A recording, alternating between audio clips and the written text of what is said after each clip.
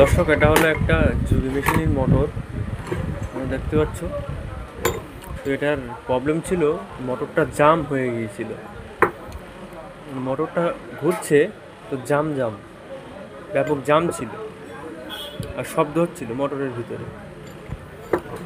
তো আমরা মোটরটা খুলে দেখলাম, এই যে মোটরের ভিতরে এই যে রোটার থাকে, রোটারের এই যে এটা যেহেতু বিএলডিসি মোটর, সার্ভো মোটর, এগুলো হচ্ছে ম্যাগনেট। রোটারের উপরে ম্যাগনেট আটা দিয়ে জাম করা থাকে, ঠিক আছে। তো এই 3টে ম্যাগনেট ছাড়িয়ে গিয়েছে। এই দেখুন, একটা সারানো আমি আবার লাগাচ্ছি আটা দিয়ে। তো দর্শক, ভিডিওটা বেশি বেশি শেয়ার করো। তো আমি পরবর্তী ভিডিওয় মোটরটা ফিটিং করে দেখাবো, চালিয়ে দেখাবো।